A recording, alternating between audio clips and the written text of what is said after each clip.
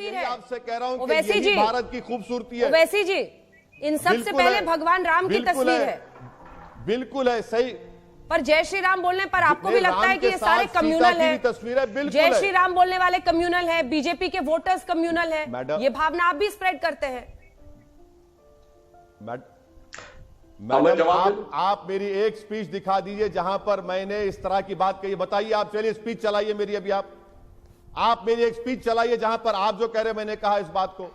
मैं तो आप तमाम को बता रहा हूं कि भारत की पहली संविधान की किताब में ये तमाम चीजें हैं। तो राम की तस्वीर है, सीता की तस्वीर है, गुरु नानक की तस्वीर है, टीपू सुल्तान, सब यही तो खूबसूरती है भारत की। जो बीजेपी कहते हैं कि सर्जिकल स्ट्राइक करेंगे, भारत की पहली सरकार है जो भारत के एक इलाके पर सर्जिकल स्ट्राइक करती है।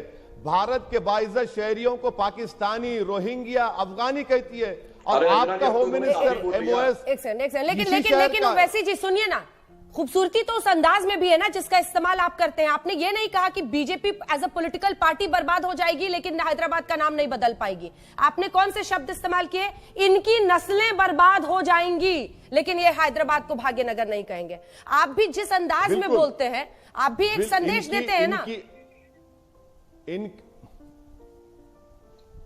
इंशाल्लाह इनकी नस्लें खत्म हो जाएंगी। अरे पार्टी की नस्लें थोड़ी होती हैं सर। हैदराबाद का नाम हैदराबाद रहेगा। पार्टी की नस्लें थोड़ी होती हैं। असदुद्दीन ओवैसी भी खत्म हो जाएगा। असदुद्दीन ओवैसी भी खत्म हो जाएगा, मगर हैदराबाद का नाम हैदराबाद रहेगा। अच्छा ये बताइए, योगी आदित्यनाथ का पहले का नाम क्या था? बताइए क्या नाम था उनका? पहले दिया हुआ नाम क्या था उनका? हम भी पूछे क्या? बात अगर निकलेगी तो बहुत दूर तक जाएगी मैडम। अरे बहुत सारे पॉइंट हो गए, मैं जवाब दे दूं। एक सेकंड जवाब दीजिएगा। एक और सवाल है, मुझे ये बताइए आप ओवैसी साहब, आपके तो सारे दुश्मन हैं। आप टीम ए टीम बी आज टक्कर के लिए हैं, लेकिन कहा जाता है आप दोनों टीम ए टीम बी हैं। इधर भगवा है उधर भाईजान है, दोनों की पीछे से मिली हुई है। ये कह के सेक्युलरिज्म वाले कहते हैं कि आप ही ने सेक्युलरिज्म को सबसे बड़ा नुकसान इस देश में पहुंचाया है, क्योंकि आप और आपकी पॉलिटिक्स इनको फायदा पहुंचाती है। तभी तो देखिए ना 48 पर पहुंच गए। हाँ मैडम, मेरी वजह से नरेंद्र मोदी ने 2 मर्तबा प्रधानमंत्री बन गए। मेरी वजह से नरेंद्र मोदी 280 से 306 चले गए। मेरी वजह से गुजरात में नरेंद्र मोदी मुख्यमंत्री थे तो वहां पर 1000 लोगों का कत्लेआम हुआ।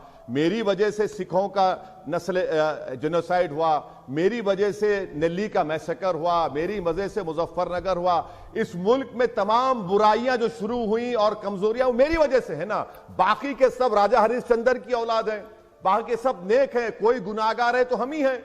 आप तमाम लोग सही हैं, यही तो हम कह रहे हैं। यही तो झगड़ा है कि तमाम बुराई, तमाम गलतियां हम में हैं और जो सत्ता में बैठते हैं वो दूध के दूल्हे हैं। बिहार में इलेक्शन होता है तो ठाकुर देखा जाता है, ब्राह्मण देखा जाता है, भूमिहार देखा जाता है, कुर्मी देखा जाता है, मगर बात होती है तो खाली मुसलमान मुसलमान। यही तो हिपोक्रेसी है मैडम। ये हकीकत है भारत की सियासत की, इससे कोई इनकार नहीं कर सकता। इसीलिए मैं आपसे कह रहा हूं कि इसको समझिए।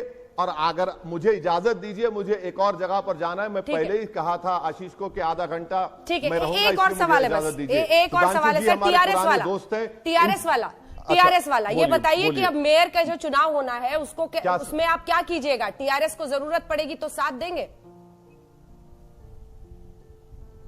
पड़ेगी ही जरूर। अरे मैडम, मैंने पहले आपके प्रोग्राम में कह दिया।